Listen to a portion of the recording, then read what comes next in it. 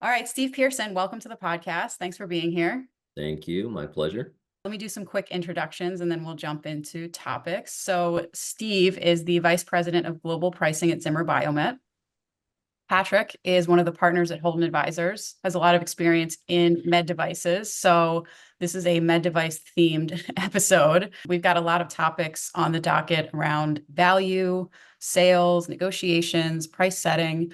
So, let's do all things med devices and see how much we can cover.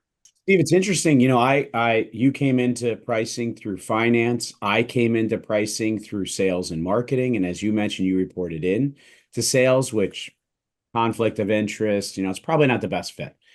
What I find fascinating, and I still see this in a lot of our clients and in the med device industry, is that you have these two different functions for pricing, right? You have your price setting side, which ultimately, I shouldn't say ultimately, often resides in product development, in the early stage development teams. Sometimes you have commercial representation, and then the price capture, the price getting side often falls within sales or marketing or on the commercial side of the organization. And those two responsibilities are not the same groups, not the same people at times. Why do you think that is? Marketing and marketeers consider pricing one of the four P's, right? Sure. And so setting the price when you're developing a new product, the business case is highly dependent on that, of course, right? You got to develop your price assumptions, your volume assumptions to create your return on investment calculations, your net present value. And so it really is up to marketing to determine upfront and sometimes years in advance of release, right? And new product development in the healthcare space takes many, many years, many times. And so you're starting early on, and you can't really talk to commercial people about what's going to come down the pipe 2 years from now because they don't really care, right? And in sales, you're focused on this quarter, next quarter, and that's about as long a window as you've got, maybe full year when you really stretch it out. So you can't really talk about it. You can get your thought leaders, of course, in and say, how much do you think it's worth? But from a price setting standpoint, in my experience, sales organizations tend to focus on the competition. So all of your prices end up being competitive based, right? Oh, they charge 500, we need to charge 500.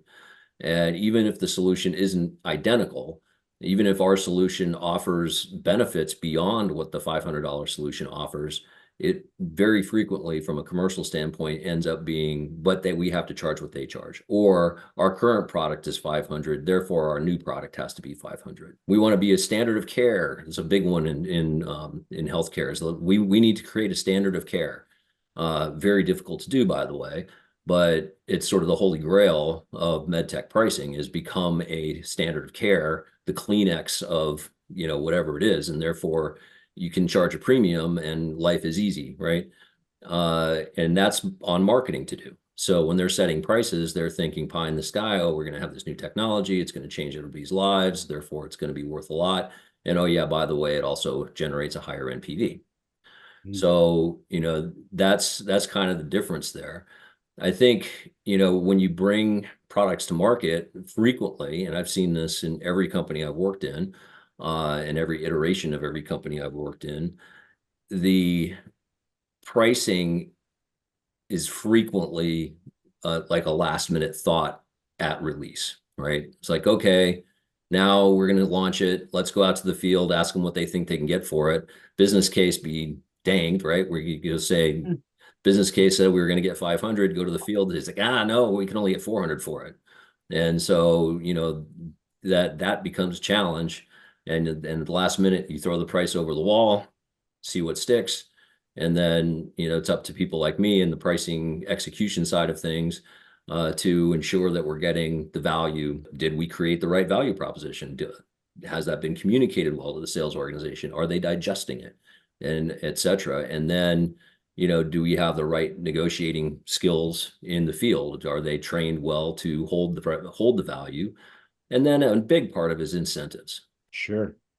COVID was an interesting time for every industry, medical especially, right? A lot of different changes, both in terms of demand and supply, as well as refocus on patient care for so many reasons, right? Where do you think we go from here in terms of the role of pricing in med tech or med devices? Does it change? Does it evolve? Well, I mean, COVID was an interesting time, to say the least, and especially in elective surgical procedures, right? The orthopedics business took it on the chin big time. And I don't think pricing played a role in that, honestly. I think that was just a demand issue. Mhm. And the interesting thing about pricing in the medtech business is everybody treats demand as though it's elastic. Oh, if I lower the price, they'll buy more. Okay. But it's not. It's dependent demand. So you're not, just because you drop the price of an MRI machine to $10,000, I'm not going to put one in my backyard, right? It's just not something that's going to happen. And so it's dependent on how many procedures are done, all of that stuff. And then it's competitive, right? If we don't get it, someone else will get it. There's only so many knees being replaced. If I drop the price of a knee replacement, it's not going to generate more volume of knee replacements, right? And so what's going to generate more volume of knee replacements? Aging population, people playing pickleball, all of that stuff. And so you have to look at it as what is driving demand, and then how do we best meet demand, and be less sensitive to price, be more sensitive to solving problems, right? And I think that was true pre-COVID and certainly true post-COVID. And that's the way the market works in healthcare in the US. It seems like a lot of your focus is on not just price execution, but also price realization, negotiations, all that good stuff. How do you think about those things just as you're looking across different markets, as you're looking across products? Well, I think I kind of blend execution and realization, because the realization is the measurement of your execution, in my opinion, right? So you're thinking about, how do we measure what price we're getting? What's the trend over time? What kind of price erosion are we doing? What's the product mix? Are we able to influence what our customers are using from our portfolio? And managing that overall is what we're trying to do. The orthopedic space is a bit unique in that it's very, very relationship oriented. So the sales rep's relationship with the physician actually plays a fairly large role in the decision-making process of the physician.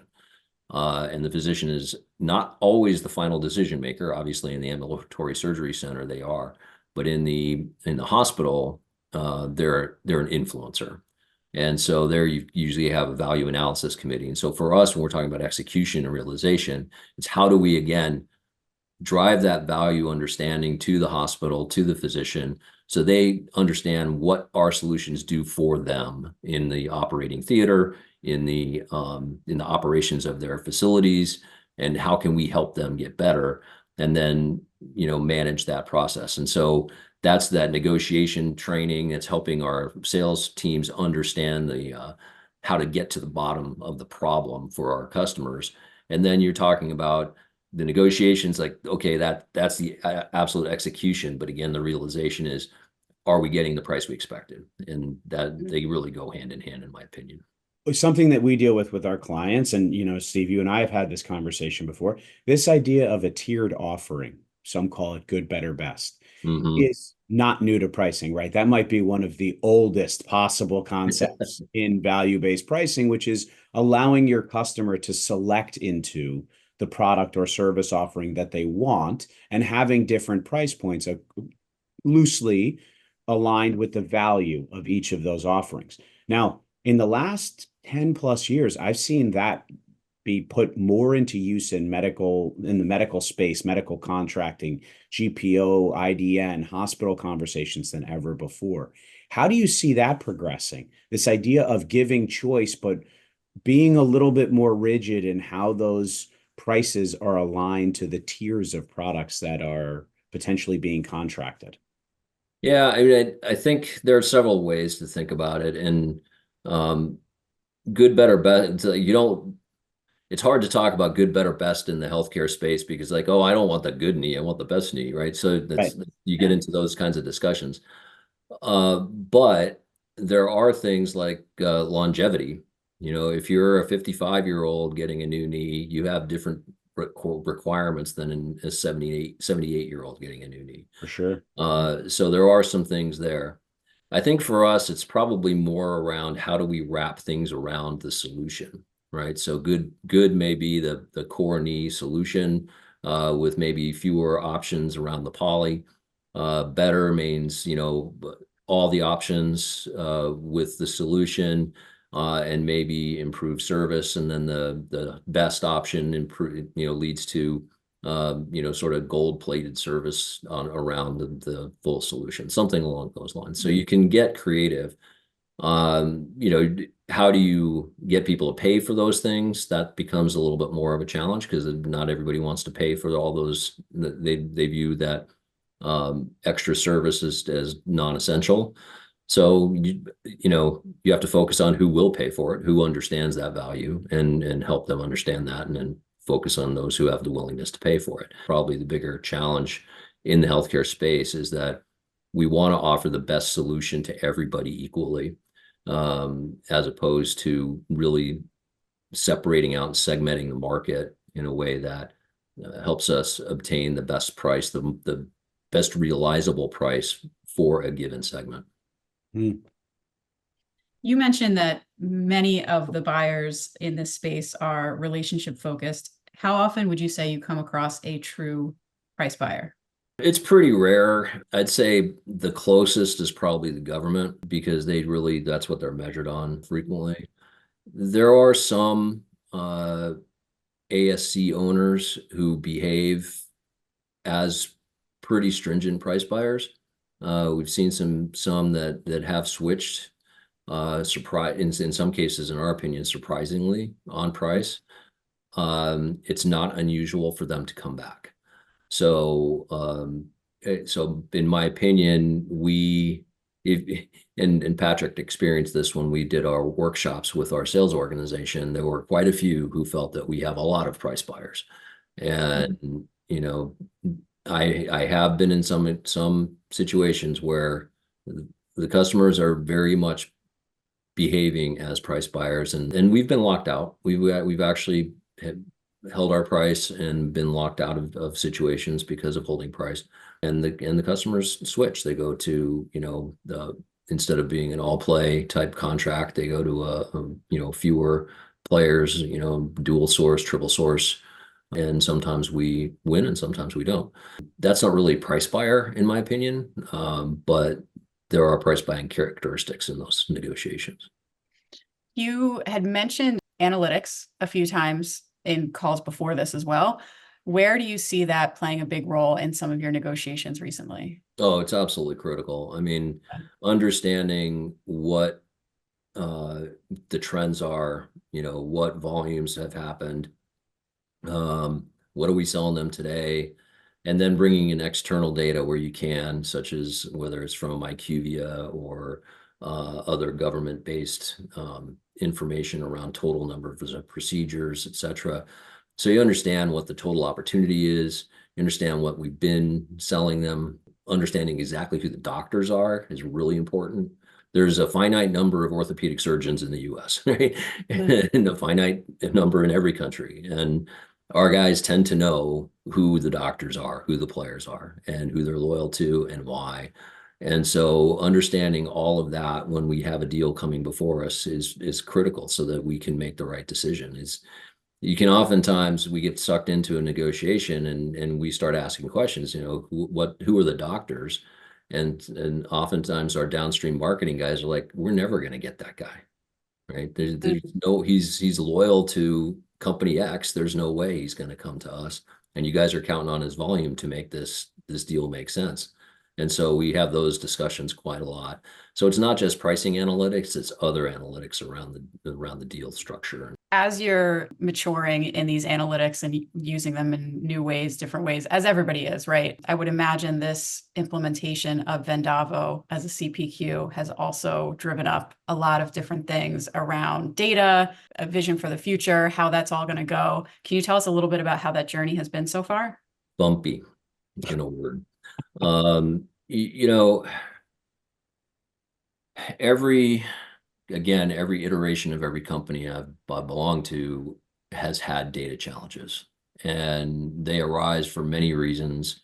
Usually, it's poor data stewardship from history, the healthcare space, especially because of regulatory requirements. So it becomes data management is just a monster. And then, not to layer on even more challenge, but do it globally. Where in the US, we sell things by the box, and in the Netherlands, they sell things by the each. And the standard and globally is by the box. So how do you manage that, and how do you get the calculations right? Because at the end of the day, a pricing transactional system needs to be very precise so that you have the right prices calculated. And it was a real bear to get that nailed down and to drive to the global standards and to create the reporting that we now have. And the analytics was the first thing we did. And with configure price quote, then you get into the interesting discussions of, well, we're different here. We're different in Germany than you are in the US. Oh, And yeah. so then you start talking about, well, what's really different, right? Are you quoting products? Well, yeah, but we have a government RFP. Okay, well, we have big, giant IDNs that are bigger than your country. So maybe we have ways of dealing with this too. So it becomes, just getting people to the base normal of what does the order process look like? What does the customer acquisition part look like? What does the quoting part look like? And then when they place an order, how does that work? And at the end of the day, SAP is a global organization, and they do all of that stuff end to end, and it's pretty much the same everywhere. It's just got different terms. And so getting everybody to understand that and get behind it that's the other piece of the challenge is getting everybody to understand that those differences are not as big as you think. There may be some differences. There may be some regulatory differences that you have to manage. There may be some things that are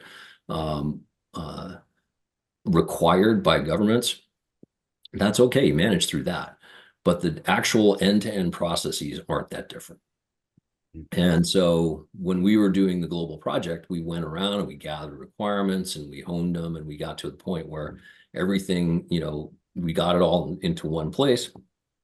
But at the same time, everybody's still going, yeah, but it doesn't quite do everything that our current solution does. Like, well, your current solution has been what you've been doing for the last 12 years, and it was honed over that time.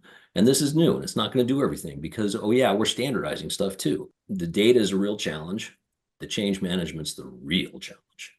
So that's where you're trying to, get hearts and minds behind these things. And we're still working through it. Yeah. What would you say is one of the big wins or milestones along the way with change management that you were like, that was a point where we were proud, like something good happened there, and kind of what worked to have that happen? Well, I think overall we've really turned the corner in our pricing execution globally. We've gone from very significant price erosion historically to price accretion globally. And I think that's really the eye-opening thing, is the value that we've created. And I wouldn't say it's driven by any one thing. It's a lot of little things, but it's people finally getting the idea that pricing excellence can happen and we don't lose business. And I think that's where, particularly in EMEA, where we've had huge success, driven by the top. And that's the critical aspect, is it's got to be driven by the top. And they have to implement incentives. They have to implement metrics that help people understand why they're doing what they're doing. And I think that's really the piece that's been tremendous for us. That's great. In a lot of different industries, Steve, we work with our clients, and this idea of incenting to both the top and the bottom line, while in theory seems great, in practicality has been a challenge for just about every one of our clients. So as we think about incentives, where are we going? And if we do want to incentivize both top and bottom line performance, what do we need to be thinking about? I'm a fan of margin being the metric. So that's top and bottom line, margin dollars and percent. The challenge is nobody wants to expose their margin information to their sales organization. And so then you turn around and you say, well, in the negotiating process, what does the sales organization really control? And they really control the price negotiation. They don't necessarily control what the customer ultimately buys, in terms of the mix. They don't at all control the manufacturing cost. And so holding them responsible for manufacturing costs is not necessarily great. And there are also some initiatives that may not be the most margin positive initiatives, but you want to drive them for strategic reasons. And so, holding them accountable to margin while you're trying to drive these other things can be counterproductive. So I like the idea then of holding sales organizations accountable to getting price, but then it's at what point? And the interesting thing is when we talk about price erosion and how we're measuring it in the sales cycle of orthopedics, or really anything that goes on contract in a hospital, you're not getting the benefit of your price negotiation today. You're getting the benefit of your price negotiation 3 to 6 months from now. So as we're measuring our price erosion, these are based on discussions that went on over the course of many, many months, and in some cases years, because the price negotiation led to a contract that we've been in for over a year or whatever. And so you can't, so when you try to hold people accountable to getting price, it's like, when? And so you want to get the price now. And this is where I think configure price quote can help, because we can then, determine what was the price offered at close, right? Because that's really what you want. If you can measure people on that, and then they also, of course, need a revenue target, right? They need to drive revenue. So you have to measure the revenue. So to me, that's where you need to go. We're not there yet. I don't think many are, Steve, honestly. I agree. Thank you for taking the loaded question head on, because I think, others are struggling with the same issues that you're struggling with, and it's not easy. But what I think, just to restate, I hear you saying is it's a worthwhile journey. We have to set out on this journey. There are going to be some things that we don't know completely when we start, but that we need to start changing compensation from being 100% revenue based to some other model that takes into account more dynamic representations of actual seller performance, kind of, for lack of a better term. And this isn't directed at salespeople, right? This is for the entire commercial team. We need to better capture how the commercial team behaves and performs to ultimately drive business results. At the end of the day, the thing that always counts is revenue, because you get really complex and all of a sudden it's like, okay, 10% of my pay is tied to this, 3% is tied to that, because you got 30 different elements in your comp plan, and nobody understands what's going on and how they're getting paid. All they know is, they've got a spreadsheet that they plug their stuff into, and hopefully, gives them an answer that they believe. Sure. And so it's not an easy thing, because everybody wants everything to be measured. It's like, oh, I want service time to be measured. I want your inventory write-offs to be measured. I want all of this stuff. And it's all worthwhile, but it's really difficult to boil it down. And what I also hear you saying is we collectively have two customers that we serve: the external customer, the end user, the payer, the provider. But then you have your internal customer, which is the sales team at the end of the day, right? They are the ones who are out there on the front lines, and they have a hard job to do. It has to be something that is meaningful, but also simple. And that, I find, in working with our clients, is often the most challenging piece of all this. Systems, data, analytics is getting to a place where we can better calculate the impact on the business, but to do it in a simple way in which everyone understands, wow, that's much harder than anyone ever thought it was going to be. All right, last question. This is a question for both of you. Can you think of a memorable negotiation? This doesn't necessarily have to be in the poker playing tactics, although we enjoy those. Memorable negotiation that stands out to you, where value played a big role in the outcome of the negotiation and kind of what you learned from the experience. Steve, do you want me to go first? Yeah, please. I'm thinking. Okay. All right. So I was working for Olympus at the time. We had just launched 4K imaging into the industry. It was very exciting. It was one of those innovations I talked about earlier in the podcast, my focus on innovation throughout my career. And we were negotiating with Kaiser Permanente in California. I think anyone from the med device industry at one point in time has negotiated with Kaiser. And they're very challenging.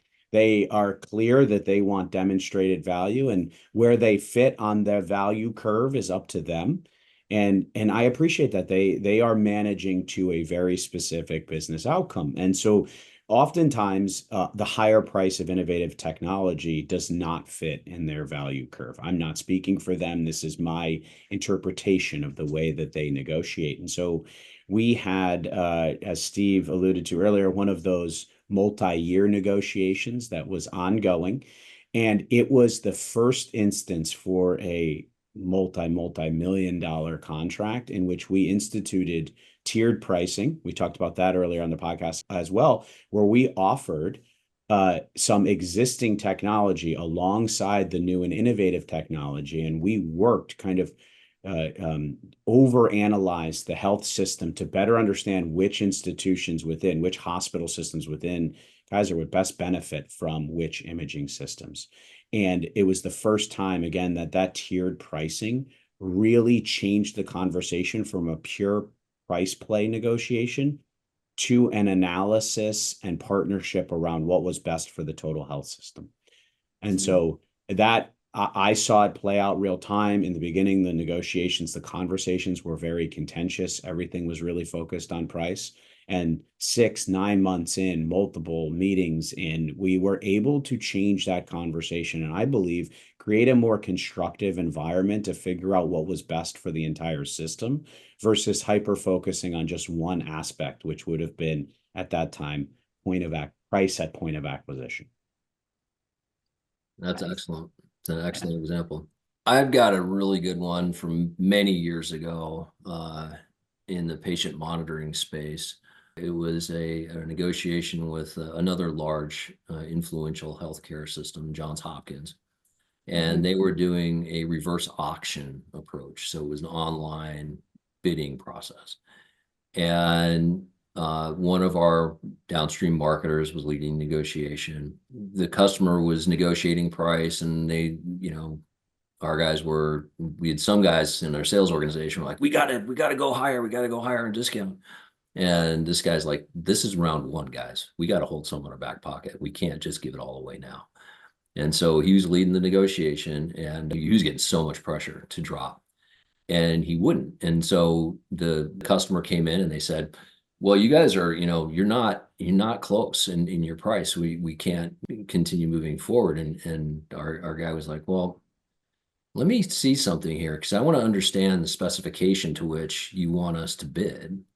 Because it sounds like you want us to bid, this lower end solution, and we can go back and do that. We have to go back and revamp our offering, and we can meet your price point, but it's going to be for this level product.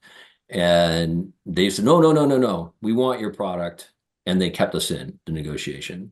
The price point they were trying to get to was well below what our price point for our best offering was. Goes back to that good, better, best. And they wanted, and we were like, we know the competition's offering, and that's a good option for us. It's not our best. So we can actually go back and come back with a price point that matches what you're asking for. And they said, no, we really want your actual better solution. So we'll keep you in the round. And so it was just masterful of moving the customer from price to value at that point. Yeah. Tough to do. That's awesome. Yeah, it was very difficult, but it worked very well. And I use that example a lot when I talk about, understanding the value, understanding what the customer is actually asking for, understanding what you're up against. And, if you're going to drop price, then pull something out. And he pulled out, the functionality that they actually really wanted. So it was a really good example. No, this is great. Steve, thank you. I really appreciate you coming on. It's great to hear the stories, get your perspective on a lot of different things. It's just great. Thank you so much. My pleasure. I really enjoyed it. Thank you for inviting me on this discussion. Patrick's always enjoy speaking with you and swapping stories. And I look forward to the final product. Yes. I'll send it to you soon, and we'll see you soon. Thank you so much. Thank you. Have a great day. Thanks, Steve. Really appreciate it.